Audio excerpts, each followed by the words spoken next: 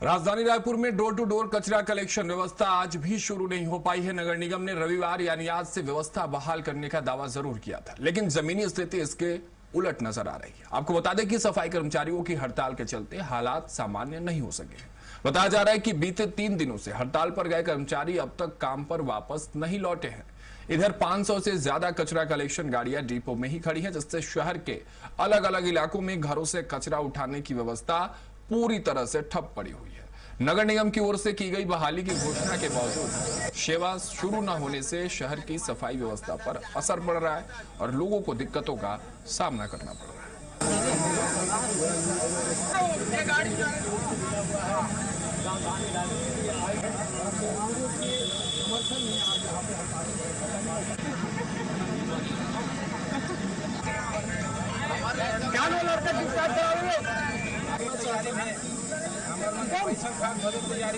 छत्तीसगढ़ की राजधानी रायपुर में सफाई को लेकर तमाम दावे किए जाते हैं। सफाई की व्यवस्था के लिए रेमकी कंपनी को पूरी जिम्मेदारी दी गई है और उसका मैं कुछ उदाहरण आपको दिखाने का प्रयास करूंगा कि किस तरीके से यहाँ पर कार्य जो है वो ढप नजर आ रहा है। क्योंकि यहाँ पर आप देख सकते हैं कि यहाँ पर जो कंपनी के जो तमाम कार्यकर्ता थे, कर्मचारी थे, उनके द्वारा एक प्रदर्शन किया जा रहा है पिछले कुछ दिनों से, और उसका साफ उदाहरण मैं दिखाने का प्रयास करूंगा। गेट में ऐसे जो तमाम जो नियम है वो लिखे हुए हैं। 15 दिन के लिए ईएल का जो अपना मांग है, पूरा वेतनमान है, वो यहाँ पर कर्मचारियों के द्वारा किया जा रहा था और इसके लिए लगभग 800 जो कर्मचारी हैं वो राजधानी रायपुर के अंदर आज प्रदर्शनरत है। और ये वही क्षेत्र है जहां पर कुछ दिनों से पहले आपको हमने प्रदर्शन का एक दृश्य दिखाया था। आप अंदर देख सकते हैं कि तमाम जो रेमकी कंपनी की गाड़ियां हैं जो डोर टू डोर पहुंच करके जो कचरे का कलेक्शन करती थी, वो तमाम गाड़ियां यहां पर खड़ी हुई हैं। और पिछले कुछ दिनों से देखा जाए तो राजधानी के अंदर में जो सफाई की व्यवस्था है वो पूरी तरीके से ढप पड़ी है। इसके साथ में मैं आपको दिखाने का प्रयास करूंगा कि ये जो अंदर आपको कैंपस नजर आ रहा होगा, यहाँ पर मीडिया को जाने से पूरी तरीके से मना कर दिया गया है। किसी भी तरीके की जो कवरेज है उसके लिए पूरी तरीके से मना कर दिया गया है, लेकिन फिर भी मैं दिखाने का प्रयास करूंगा।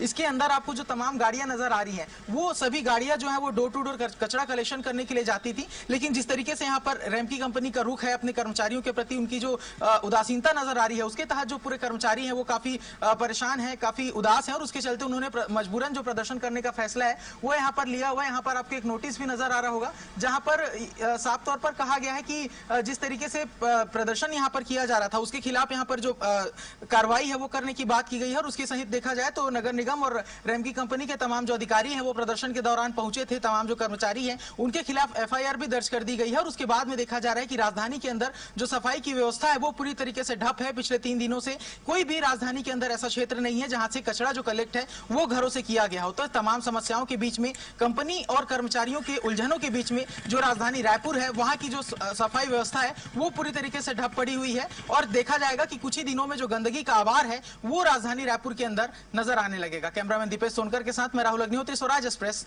रायपुर।